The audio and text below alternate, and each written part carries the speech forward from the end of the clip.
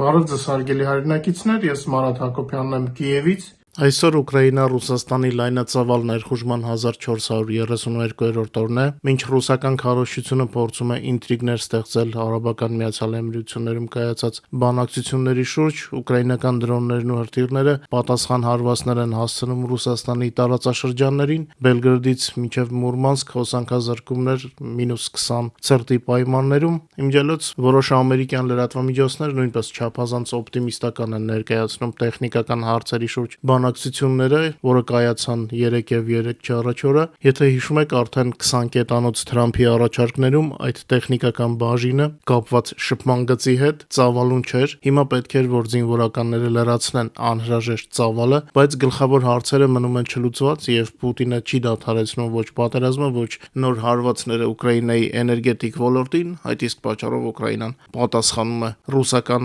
ռեգիոնները հոսանքազրկումով, չնայած նրան, որ արդեն Կիևի հոսանքազրկված թաղամասերից շատ ավելի մեծ քանակությամբ ռուսաստանցիներ տառապում են ցրտի պայմաններում հոսանքազրկումից, մենք գիտենք, որ Պուտինը նոր հարվածների պլաններ ունի, ինչևէ անցած գիշեր ծանր էր հենց Ռուսաստանի մի շարք ռեգիոնների բնակիչների համար, նրանք բախվել էին էլեկտրաէներգիայի զանգվածային անջատումների, մանրամասները քիչ հետո կներկայացնեմ, իդեպ միգուցե շատերը չգիտեն, երբ մենք իմանում ենք նոր հարվածի վտանգի մասին, ուկրաինական ատոմակայանների գեներացիան պակասեցվում է, որպեսզի խուսափենք ավելորդ ռիսկերից, իսկ ռուսական գրոհից հետո ոչ միայն արագ մեր էներգետիկները փորձում են վերականգնել վնասվածքները, այլ նաև առնվազն 2 օր տևում է գեներացիայի վերականգնմանը ատոմակայաններից։ Այդ պատճառով էլ Ուկրաինան դիմում էր ՄԱԳԱՏԷ-ին, Պուտինի մեր ատոմակայաններին սպառնալիքների ֆոնին, գեներացիայի պակասեցումը աղետից խուսափելու համար նոր բարդություն է ստեղծում էներգետիկների համար, ինչը նրանք փորձում են լուծել Եվրոպայից էլեկտրաէներգիայի ներմուծմամբ, սա ձեզ ամբողջական պատկերի ներկայացնելու համար էր։ Իդեպ այն լուրը, թե Ռուսաստանը առաջարկում է Ուկրաինայի հետ կիսել գրավված Զապորոժիեի ատոմակայանը, Կրեմլի անվստահության եւս մեկ օրինակ է։ Նրանք փորձում են գրավվածը որևիցե համաձայնագրով պահելու նպատակով նման բանակցություններ նախաձեռնել, այսինքն ցանկանում են ֆիքսել թեկուզ գրավվածի մի մասը իրենցով անել, հա։ Դրա համար նրանց պետք են համաձայնագրեր Ուկրաինայի հետ, իսկ Կիևի դիրքորոշումը այս հարցում առնվազն մեր լսարանին լավ հայտնի է, Զելենսկին արդեն նշել է, որ Ուկրաինան կարող է համաձայնել միայն Ամերիկայի հետ համատեղ աշխատանքին Զապորոժիեի ատոմակայանի աշխատանքի առումով, այնպես որ այս թեման դեռ շատ կտանեն կբերեն մամուլում, շատերը դա խայպի համար են անում, արդեն բազմիցս ասել եմ։ Իդեպ մի հետաքրքիր նյուանս նկատեցի, ադրբեջանական լրատվամիջոցներում ցնծություն չնկատեցի JD Vance-ի Ադրբեջան կատարելի կայցի մասին լուրերի վերաբերյալ, մեր լսարանը հավանաբար հիշում է, թե ինչպիսի մեծ աղմուկ բարձրացավ օգոստոսի 8-ից հետո Թրամփի ճանապարհի շուրջ, ես իմ եթերում ասացի, որ Բաքվի հավակնությունները նոր միջանցքի վերաբերյալ լոկ թղթի վրա են եւ հիմնավորված չեն իրական տնտեսական տվյալներով։ Ադրբեջանից Վրաստանով դեպի Թուրքիա արդեն իսկ գոյություն ունեցող միջանցքը բավարար չափով բեռնված չէ ապրանքաշրջանառությամբ, իսկ Բաքվի քարոզչության հորինած թեզերը, թե իբր Հայաստանը շրջափակում է տարածաշրջանի զարգացումը, թույլ չտալով կառուցել միջանցքը, հորինված էին միայն Հայաստանի տարածքով դեպի Նախիջևան մուտք ստանալու համար եւ ոչ ավելին։ Եթե հիշում եք, ես ասում էի, որ Ադրբեջանը ստիպված կլինի ապացուցել ապագա ճանապարհի տնտեսական հիմքերը, հասկանալի է, որ Բաքուն չի կարող չինական բեռներ առաջարկել Թրամփին։ Թրամփը հենց ցանկանում է արգելք դնել չինական բեռների համար, եւ այստեղ առաջանում է դիլեմա, ինչպես Թրամփի համար գեղեցիկ պատկեր նկարել։ Տեսնենք, թե ինչպես կհաջողվի Ալիևին Թրամփի առջև հիմնավորել իր փաստացի քմահաճույքը։ Նրանք, ովքեր կարծում են, թե Թրամփը գումար կներդնի դատարկության մեջ, չարաչար սխալվում են, այնպես որ գնդակը Ադրբեջանի դաշտում է եւ Ալիևի առաջ բարդ խնդիր է դրված։ Մենք գիտենք, որ Թուրքիան է փորձում օգնել այդ հարցում, բայց չգիտեմ ինչ պետք է նրանք հորինեն, որ Թրամփը հավատա եւ գումար ներդնի, իմանալով Թրամփի ավելորդ ծախսեր չանելու հատկությունը։ Մեզ համար հատկապես կարևոր է, որ Ամերիկայի եւ Հայաստանի համագործակցությունը ամրապնդվի իրական պայմանագրերով։ Կարևորը մեր Հայաստանին վերաբերող հարցերն են եւ հուսանք դրանք ճիշտ զարգացում կստանան։ Տագնապալի տեղեկություններ են ստացվում Հնդկաստանից, այնտեղ արձանագրվում է բավականին վտանգավոր վիրուսի տարածում, որը ստացել է Նիպահ անունը։ Տեղեկությունները դեռ շատ չեն, ըստ նախնական տվյալների վիրուսը տարածվում է կենսաբանական հեղուկների հետ շփման եւ վարակված սննդամթերքի միջոցով։ Բժիշկները զգուշացնում են, որ վարակը արտահայտվում է բարձր ջերմությամբ, թուլությամբ եւ հազով, իսկ ծանր դեպքերում հանգեցնում է էնցեֆալիտի զարգացման։ Այսօրվա դրությամբ վիրուսի դեմ պատասխանատու կամ հատուկ բուժում գոյություն չունի, ինչը վարակը չափազանց վտանգավոր է դարձնում բնակչության համար։ Այս պահին Հնդկաստանում արձանագրվել է Նիպահ վիրուսի բռնկում, ընդամենը 5 մարդ է վարակված, բայց աղմուկը այս ամենի շուրջ անհանգստացնող է, դեռ պարզ չէ խայպետ, թե իրականում մեծ է վտանգը։ Հիմնական իրադարձությունները ծավալվում են Արևմտյան Բենգալիա նահանգում, Կալկաթայի մոտակայքում, իսկ մահացությունը վարակվելու դեպքում հասնում է 75%-ի, հաշվի առնելով Հայաստանի եւ Հնդկաստանի սերտ կապերը, նման մահացու սպառնալիքը անտեսել չի կարելի։ Հույս ունեմ, որ պատասխանատու մարմինները կանեն հնարավոր ամեն ինչ թույլ չտալու մահացու վիրուսի մուտքը Հայաստան։ Իսկ հարևան Իրանից, որտեղ վարչակարգը դաժանորեն փորձում է ճնշել բողոքի ցույցերը, սարսափելի թվեր են ստացվում։ Իրանում բողոքի ցույցերի ժամանակ զոհվածների թիվը կարող է գերազանցել 22,000-ը։ Այս տվյալները հայտնում են Ամերիկայում տեղակայված իրավապաշտպանների լրատվական գործակալությունը։ Մինչ մեր հաղորդման մյուս թեմաներին եւ առաջնագծի լուրերին անցնելը, խնդրում եմ օգտագործել YouTube-ի գործիքները մեր եթերի առաջ խաղացմանը նպաստելու համար։ Խնդրում եմ լայքեք եւ եթե հնարավոր է կիսվեք մեր հեռարձակմամբ սոցիալական ցանցերում։ Հիշեցնեմ նաեւ, որ օրը 24 ժամ կարող եք տեղեկանալ Ուկրաինայի եւ Ուկրաինայի շրջնորությունների մասին մեր Telegram-յան ալիքից, QR կոդը ձեր էկրաններին է։ Ինչպես արդեն ասել եմ, վերջին ժամանակահատվածում ավելացրել ենք նաեւ տեղեկատվություն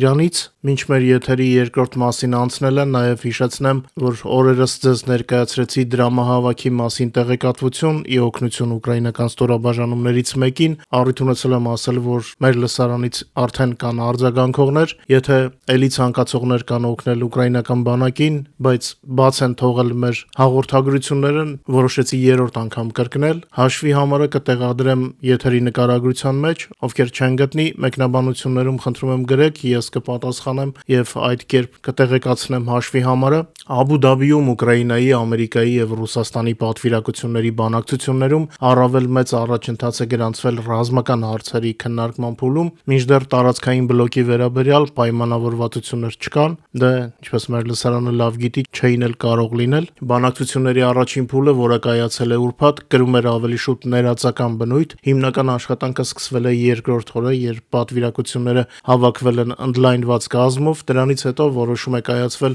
բանակցությունները բաժանել երկու առանձին ենթախմբերի՝ քաղաքական եւ ռազմական։ Բանակցությունների քաղաքական հատվածում զգալի առաջընթացի հասնել չի հաջողվել։ Ուկրաինական կողմը պնդում է, որ տարածքային հարցի քննարկումը հնարավոր է միայն հիմնվելով առնվազն ռազմաճակատի ընթացիկ գծի վրա, մինչդեռ Ռուսաստանը պահանջում է Ուկրաինայի զինված ուժերի դուրսբերում Դոնեցկի մարզի չօկուպացված հատվածներից։ Միևնույն ժամանակ ռազմական ենթախմբում կողմերին հաջողվել է առաջ շարժվել, մասնավորապես քննարկվել են հետևյալ կետերը՝ ուժերի հնարավոր հետքաշումը, այստեղ կարևոր բառը հնարավորն է, մարտական գործողությունների դադարեցման վերահսկման մեխանիզմները, հրադադարի վերահսկման եւ կազմակերպման կենտրոնի ստեղծումը, ինչպես նաեւ նման մարմնի մասնակիցների կազմը։ Մեր աղբյուրների փոխանցմամբ ռազմական ենթախումբը պայմանավորվել է մեկ շաբաթվա ընթացքում պատրաստել առանցքային հասկացությունների համաձայնեցված սահմանումները։ Խոսքը մասնավորապես այն մասին է, թե ինչն է համարվելու մարտական գործողությունների դադարեցման ռեժիմ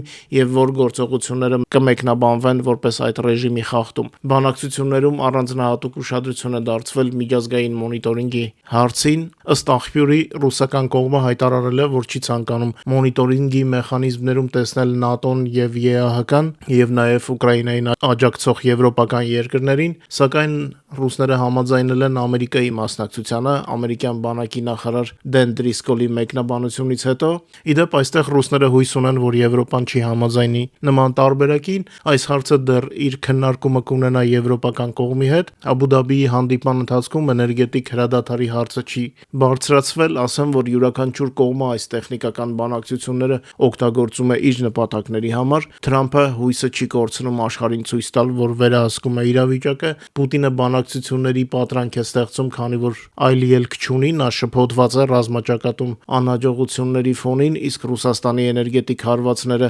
Ուկրաինային ստանում են ավելի ցավոտ պատասխան, եւ դա հաշվի առնելով դեռ Ուկրաինայի սահմանափակ հնարավորությունները, իսկ Զելենսկին ինչպես միշտ ցուցադրում է ուկրաինական կողմի պատրաստակամությունը քննարկելու այն ամենը, ինչը կարող է մոտեցնել խաղաղությունը, բայց հաշվի առնելով մեր կարմիր գծերը։ Իդեպ ասեմ, որ առանց հայերի մասնակցության գրեթե ոչինչ ուկրաինական կողմից չի անցկացվում, բայց դեռ անուններ չեմ տալիս։ Ուղղակի ասեմ, որ մեր հայրենակիցները նույնպես մասնակցում են այս քաղաքական գործողություններին, երբ գա ժամանակը, իհարկե կբացահայտենք։ Մեր տելեգրամյան ալիքի հետևորդները հավանաբար արդեն տեղյակ են Բելգրադում, Տագանրոգում, Պերմում, Զարայսկում, ինչպես նաև մի շարք այլ բնակավայրերում տեղի ունեցած պայթյունների եւ հոսանքազրկումների մասին հաղորդումներին։ Ուկրաինական սահմանի մոտ գտնվող Բելգրադում բնակիչները հայտնել են հզոր պայթյունների շարքի մասին, որոնցից հետո քաղաքում անհետացել է էլեկտրականությունը եւ սկսվել են ջերմամատակարարման խնդիրներ։ Տարածաշրջանի նահանգապետ Վիչսլավ Գլադկովը հաստատել է էներգետիկ ենթակառուցվածքների վնասումը եւ տեղի ունեցածը անվանել է ամբողջ ժամանակահատվածի ամենազանգվածային գնդակոծությունը։ Տագանրոգում տեղական աղբյուրները հայտնել են դրոնների հարձակման մասին, ինչի հետևանքով ըստ արկա տեղեկությունների շարքից դուրս է եկել տրանսֆորմատորը, սա հանգեցրել է քաղաքի մի մասի հոսանքազրկմանը։ Էլեկտրամատակարարման նմանատիպ խնդիրներ են գրանցվել Մոսկվայի մերձակայքում, մասնավորապես Զարայսկում, որտեղ բնակիչները նույնպես հայտնել են պայթյունների մասին։ Առանձնահատուկ ուշադրություն է գրավել իրավիճակը Պերմում, Զակամսկ միկրոշրջանում, որտեղ գտնվում է Վառոդի գործարանը, էլեկտրականությունը ամբողջությամբ անհետացել է, ընդ որում քաղաքում օդի ջերմաստիճանը իջել էր մինչև մոտ -20 աստիճան, իսկ առանց լույսի են մնացել տասնյակ հազարավոր մարդիկ։ Այս տասնյակ հազարավորը զուտ Պերմի մասին է։ Ընդհանուր առմամբ Ռուսաստանում հոսանքազրկված են 100 հազարավոր մարդիկ։ Պայթյունների ձայների մասին հաղորդումներ են ստացվել նաև Արիոլից եւ Բրյանսկի մարզից, որտեղ գրանցվել են կարճատև հոսանքի անջատումներ եւ էլեկտրացանցերի անկայուն աշխատանք։ Ռուսական իշխանությունները լռում են, սակայն բնակիչները իրենք ակտիվորեն կիսվում են տեղեկատվությամբ սոցիալական ցանցերում։ Զուգահեռաբար էլեկտրամատակարարման լուրջ խնդիրներ են պահպանվել ռուսական Մուրմանսկում եւ Սևերամորսկում։ Այս քաղաքներում իշխանությունները սահմանել են էլեկտրաէներգիայի սահմանափակ մատակարարման ռեժիմ։ Մուրմանսկի մարզի նահանգապետ Անդրեյ Չիբիսը հայտարարել է, ստիպված ենք անցնել սպառողների մի մասի էլեկտրամատակարարման սահմանափակմանը, համաձայն գործող կանոնակարգերի, ներառյալ բազմաբնակարան շենքերը եւ քաղաքային լուսավորությունը, որպեսզի առաջնահերթ կարգով էլեկտրաէներգիայով ապահովեն կաթսայատները, հիվանդանոցները, ջերմամատակարարման օբյեկտները եւ այլ կենսական նշանակության օբյեկտները։ Իսկ այդ ընթացքում Ռուսաստանի հյուսիսի այդ քաղաքների բնակելի տները, խանութներն ու դեղատները ստիպված են գոյատևել առանց էլեկտրականության, անջատված է նաեւ փողոցային լուսավորությունը, քաղաքներում տեղակայվել են դաշտային խոհանոցներ եւ տաքացման կետեր, իսկ բիզնեսն ու կամավորները կազմակերպել են վայրեր բջջային սարքերի լիցքավորելու եւ տաք ջուր բաժանելու համար։ Սևերամորսկի ռազմական օբյեկտները անցել են ավտոնոմ էներգամատակարարման։ Պուտինի էներգետիկ տերորը հերթական փոստն է, որը փորվել էր մեր ուկրաինացիների համար, բայց այդ փոստի մեջ կրկին հայտնվել են ռուսները։ Ամերիկայի Միացյալ Նահանգներից Հայաստանի Եվրոպական կուսակցության կողմնակիցները գեներատոր են ուղարկում Ուկրաինա։ Այս մասին իր Facebook-յան էջում հայտնել է կուսակցության ղեկավար Տիգրան Խզմալյանը։ Մենք Ուկրաինայում շատ երախտապարտ ենք պարոն Խզմալյանին, ով միշտ իր հնարավորությունների չափով օգնում է մեր երկրին ծանր պատերազմական վիճակում։ Ես ուզում եմ տեսնել այն մարդկանց դեմքերը, ովքեր փորձում են թարս նայել Տիգրանի գործունեությանը։ Խզմալյանը համերգներ է կազմակերպել ի աջակցություն Ուկրաինայի զինված ուժերի, կանոնավոր այցելում է ռուսական հրթիռների տակ գտնվող Ուկրաինա եւ մշտական կապի մեջ է ուկրաինացի քաղաքական գործիչների ու լրատվամիջոցների հետ։ Իսկ ինչ եք անում դուք Խզմալյանին քննադատողներ։ Ինչն է ձեզ խանգարում որևէ բան անել, թե գուցե Պուտինը թույլ չի տալիս։ Նույնը վերաբերում է նրանց, ովքեր քննադատում են Արմեն Չիվողչյանին։ Տղաներ, Արմենը ավելի քան 300 հարցազրույց է տվել ուկրաինական լրատվամիջոցներին։ Թիվը կորցրել ենք նրա հեռուստատեսային հարցազրույցների, որտեղ ի թիվս այլ հարցերի պաշտպանել է Հայաստանի եւ հայության շահերը։ Ով եք դուք, որ համարձակվում եք քննադատել Արմենին, որտեղ կարող ենք տեսնել այդ քննադատողների գործերը։ Իդեպ, եթե վաղը հասցնեմ անալիտիկա ալիքով նոր վերլուծական եթեր կպատրաստեմ հայ-ուկրաինական հարաբերությունների մասին եւ վստահ վստահ եմ շատերը կամաչեն իրենց արածի եւ նաեւ չարածի համար։ Իդեպ վերջերս Հայաստանից ուղարկված էներգետիկ օգնության խմբականակի մասին նույնպես հաղորդվեց Ուկրաինայում, ուկրաինացիները շատ շնորհակալ են մեկնաբանություններում։ Իհարկե Ադրբեջանը ավելի շատ է անում եւ ավելի շատ է PR-վում այդ օգնությամբ, բայց այս պահին կարևորը Հայաստանից եկած օգնության փաստն է, իսկ քանակը եւ հաճախականությունը արդեն այլ հարցեր են։ Կարևորը որ օգնություն կա։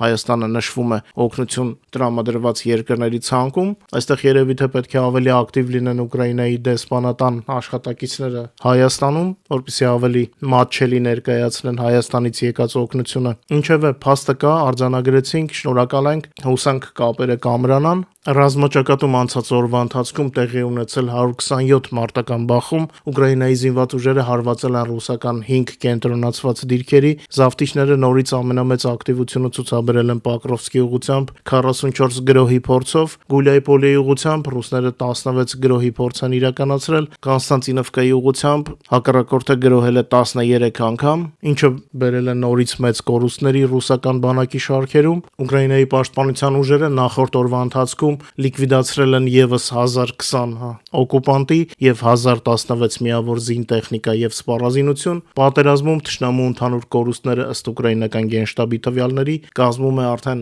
1,234,040 օկուպանտ։ Ռուսները իրենց հերթին գիշերը 104 օդային թիրախով փորձում էին խոցել Ուկրաինայի քաղաքները, ուկրաինական ՀՕՊ-ը 104 ռուսական միջոցից խոցել են 87-ը, 10 տեղանքում 15 ռուսական դրոնի խոցում է արձանագրվել, դե իսկ ուկրաինական դրոնների եւ հրթիռների հարվածների մասին ավելի մանրամասն կարող եք տեղեկանալ մեր Telegram-յան ալիքից։ Այսքանով ավարտեմ մեր կիրակնօրյա եթերը, շնորհակալ եմ, որ մեզ հետ եք, խնդրում եմ չմոռանալ լայքել եւ տարածել մեր եթերը, ովքեր դեռ չեն տեսել մեր ուրբաթ եւ շաբաթ օրվա եթերները, ասեմ, որ շատ կարեւոր են դրանք, լավ կլինի ժամանակ գտնեք եւ տեսնեք, որpիսի տեղեկանաք բոլոր լուրերին, գիտեք, մենք հենց այնպես եթեր չենք անում, ամեն եթերի մեջ կան կարեւոր մասնիկներ, ինչից ընդհանուր պատկերն է ձևավորվում, դե ինչ, հուսամ կհանդիպենք արդեն վաղը, ել ավելի լավ լուրերով, բարով մնաք։